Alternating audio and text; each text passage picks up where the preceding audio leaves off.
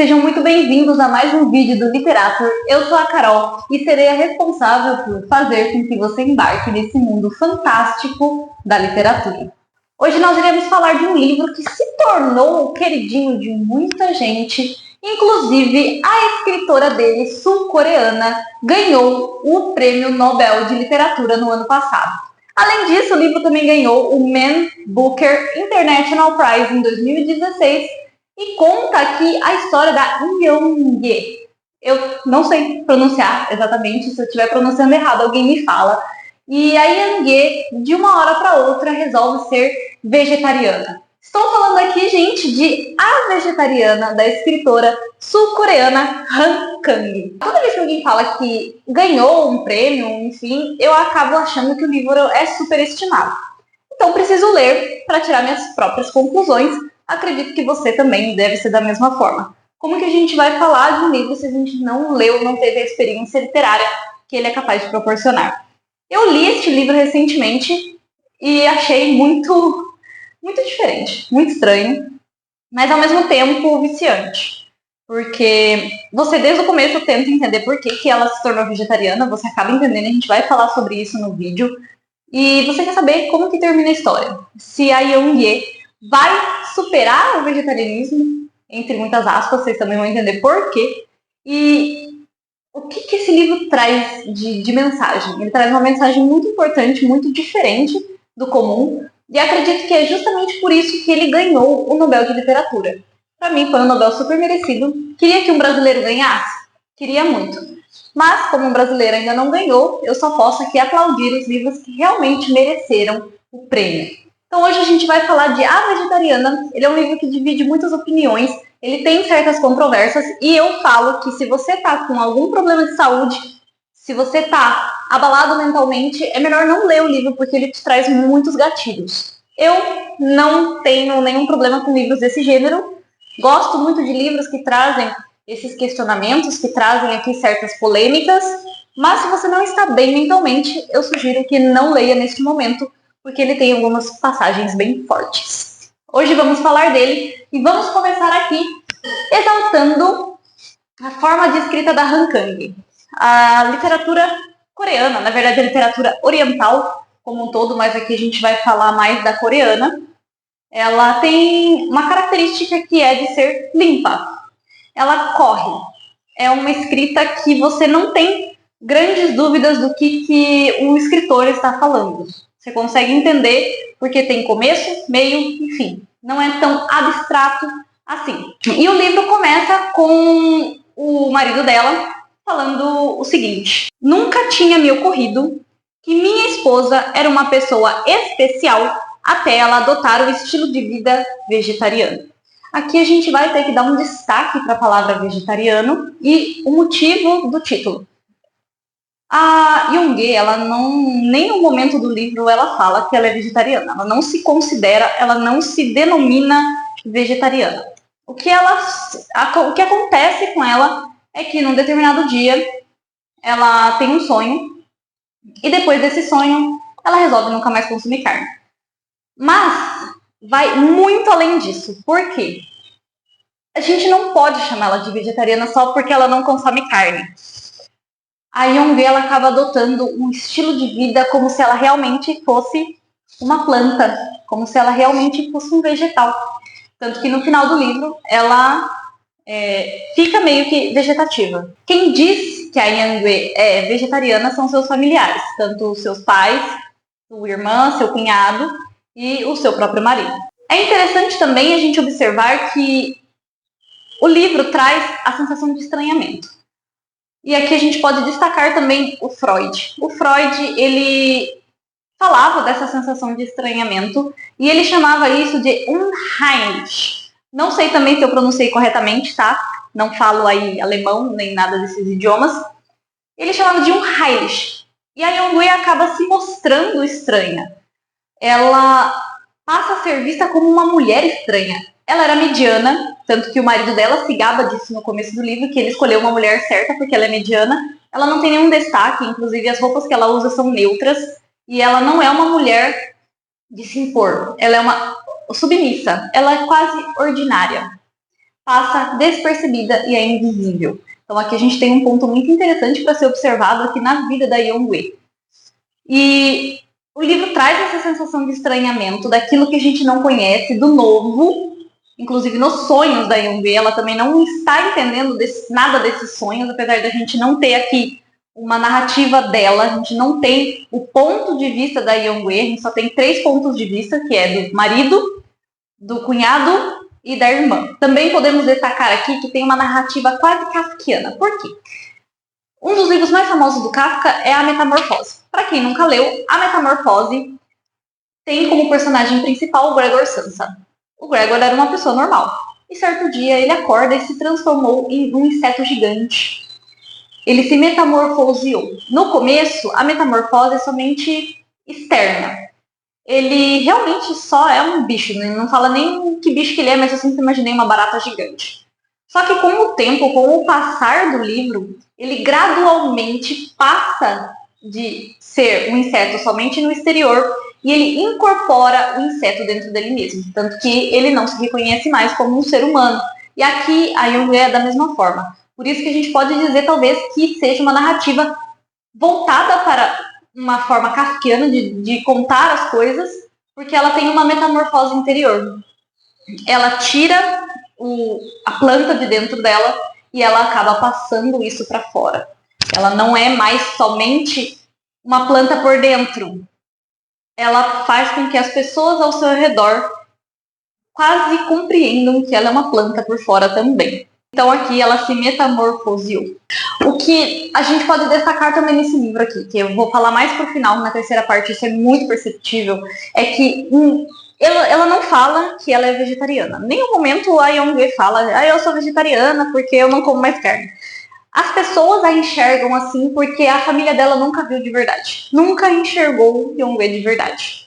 Como se ela realmente fosse invisível, uma mulher que abaixa a cabeça, uma pessoa que não tem vontade própria e que só obedece os desejos de outras pessoas. A única que chega perto de enxergar que a Yonghui é uma pessoa de verdade, é um ser humano e tem desejos, necessidades, é a sua irmã na terceira parte. E tanto que eu gostei muito da irmã dela, do jeito como a irmã fala dela. Em nenhum momento ela julga a Yonghui, em nenhum momento ela fala a Yonghui ficou louca. Não, ela tenta entender por que a Yonghui ficou daquele jeito. Por que a irmã se tornou um vegetal. E isso é bem interessante porque, vou falar mais pra frente também, mas tem toda a questão aí da invisibilidade do trabalho da mulher.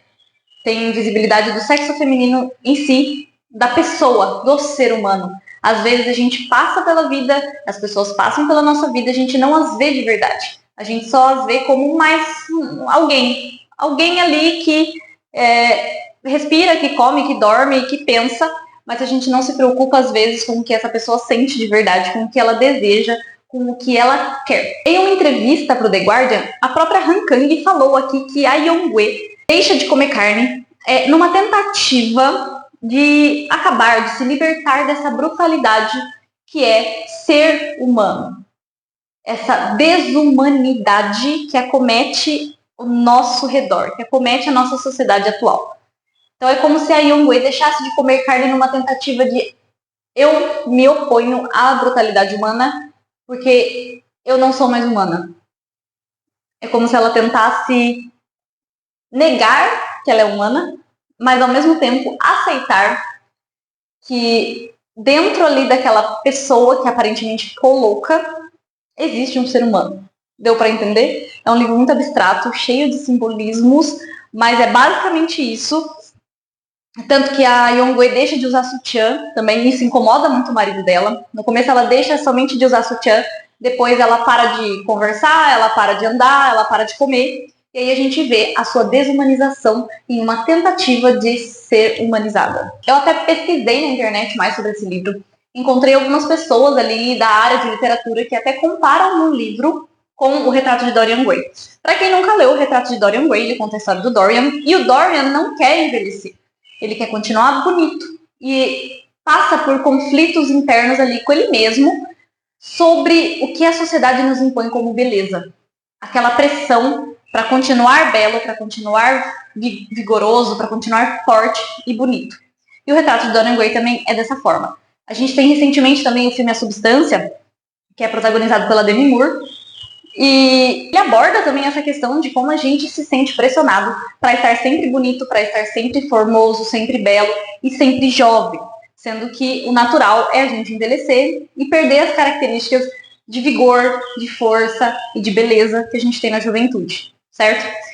E aqui nesse livro a gente também tem isso. Tem essa quebra de padrões. A Yong-Wei não quer ser bela. Ela não quer que ninguém a enxergue como bela. Ela só quer ser humana. No caso, agora ela só quer ser uma planta.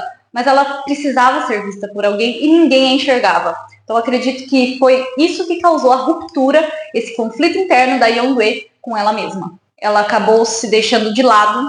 Ela aceitava o que os outros falavam para ela, o que os outros pediam para ela e o que esperavam dela. E com isso, ela criou uma ruptura com a sua humanidade. O livro aqui ele é dividido em 3 partes. A primeira parte ela é narrada em primeira pessoa, é a única parte narrada em primeira pessoa, e é o seu marido que conta a história. Depois ele não aparece mais em nenhuma outra parte do livro, ele a deixa.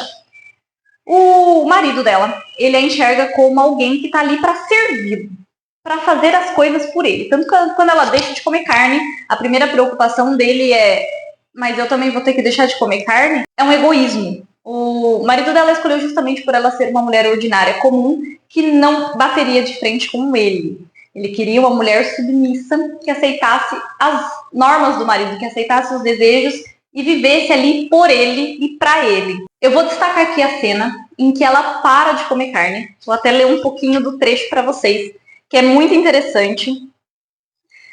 Ele acorda atrasado para o serviço e ele fica: por que você não me acordou?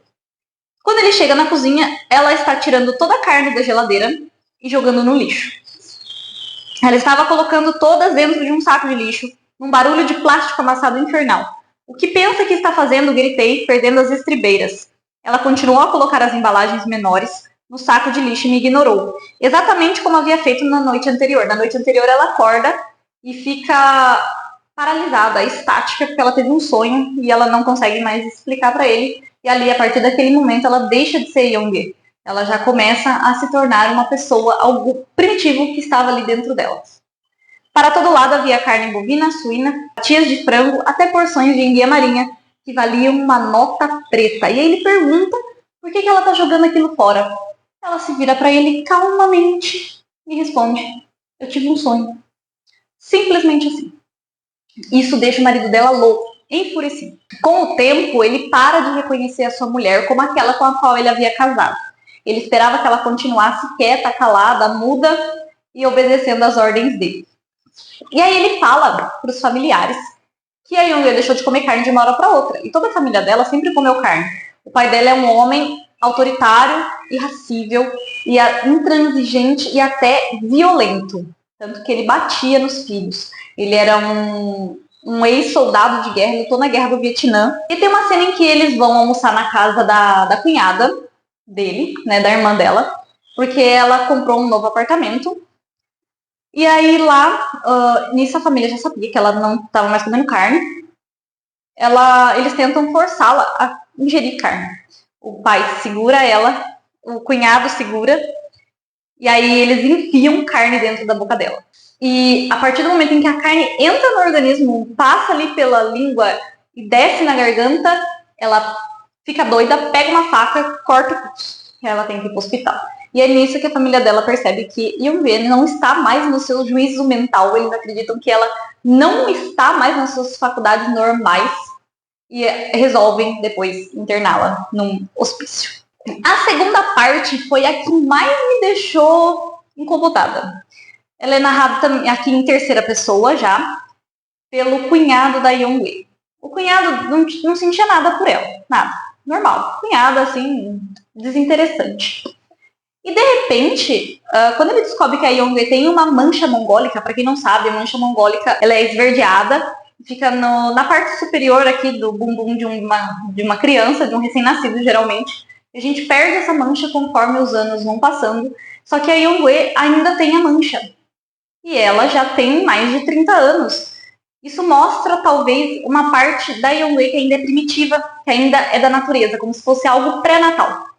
E isso atrai ele de uma maneira surreal. Ele se sente sexualmente atraído pela Yong-Wei.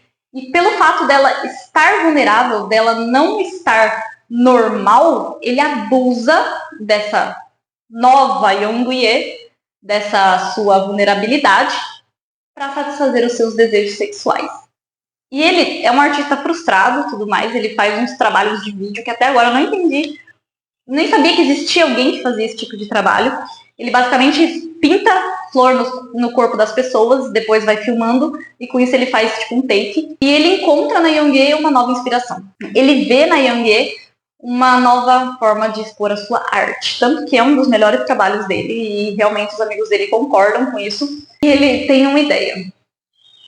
Ele pede para uma amiga pintar o corpo dele.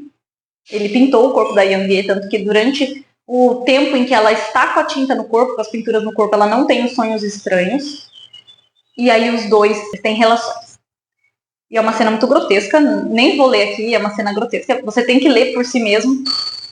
E eu achava que eu já tinha lido muita coisa estranha, mas quando eu me deparei com essa cena que supostamente é de amor, eu fiquei chocada.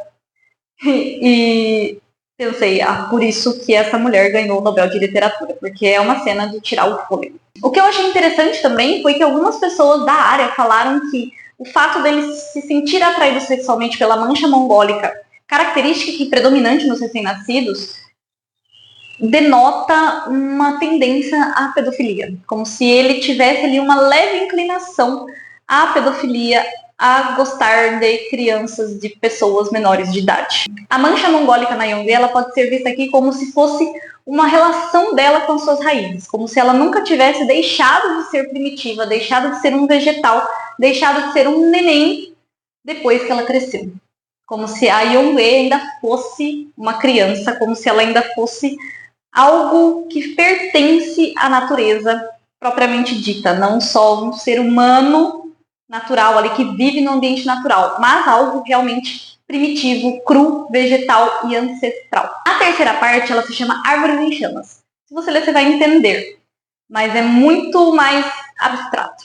É uma parte muito mais voltada para a conexão da irmã com a Yongye. E ela é a única que talvez enxerga a Yongye como um ser humano. É a única que se preocupa verdadeiramente com os desejos da Yongye, a única que se preocupa com as vontades dela, com quem é a pessoa por trás daquela que agora todo mundo chama de doida. E uma das maiores críticas sociais desse capítulo é de que a sociedade está despreparada, completamente despreparada para lidar com distúrbios e transtornos mentais. Isso não é de hoje, a gente sabe aqui que tem instituições voltadas para a saúde mental justamente para combater as instituições que não estão preparadas para isso. Como as pessoas ainda colocam estigmas, estereótipos, preconceito e segregam pessoas que passam por problemas de saúde mental. A gente está no Janeiro Branco, que é considerado o mês da saúde mental, e por isso que acho que essa discussão aqui é tão importante, não só nesse livro, não só por causa desse livro, mas também por causa de tudo que a gente está vivendo, da nossa geração atual, da geração minha, por exemplo, que se preocupa tanto no depois, que se preocupa tanto em querer as coisas imediatas, as coisas que a gente vai conquistar daqui a 10 anos a gente quer agora. E isso acaba causando na gente uma pressão interna, uma vontade de saciar nossos desejos o mais rápido possível, quando a gente devia estar aproveitando essa jornada de buscar os nossos sonhos, de realizar os nossos desejos. E isso é uma característica da própria ansiedade generalizada, que está acometendo o mundo e os jovens. E esse livro traz justamente o problema que a Yongye enfrenta ali, enquanto ela está no hospício, não gosto dessa palavra, mas é essa palavra usada no livro, enquanto ela está no hospício e a sua irmã lutando também para que ela seja vista, para que as pessoas ali vejam a Yongye como mulher, para que os médicos a tratem como um ser humano. E por fim, para a gente concluir esse debate aqui, que é muito mais profundo do que eu imaginei que ficaria, a intenção era falar da história do livro, mas acabou se tornando uma conversa, mesmo um bate-papo mais profundo, mais denso, e que talvez precise de maiores pesquisas, de maiores amadurecimentos para a gente poder conversar melhor sobre isso. Mas a gente vê uma desumanização gigantesca da Yongye. A gente vê ela deixando de ser um ser humano, os outros não a enxergando mais como ser humano, e aí nisso ela também não é mais um ser humano. Ela se transforma em um vegetal, em uma planta, e como ela encontra na natureza uma maneira de se libertar da sua condição de mulher, da sua condição de sexo feminino, de pertencer ao sexo feminino tão oprimido. Ela foi oprimida a vida toda, então ela encontrou na natureza, nas plantas, nos vegetais, a forma da sua libertação. A sua libertação contra a opressão, contra a violência do pai, contra a submissão ao marido, contra a ordinariedade da sua vida. Para você que quer ler alguma coisa profunda, que quer entender um pouquinho mais sobre o ser humano, sobre a nossa mente, sobre a sociedade em que a gente vive, sobre a forma como a gente é visto, para mais do que apenas eu, mulher, mas eu, humana, dotada de sentimentos, dotada de desejos, de vontades, de necessidades reais, você precisa ler A Vegetariana da Han Kang. É um livro fino, ele tem pouco mais de 160 páginas, mas ele te deixa pensando.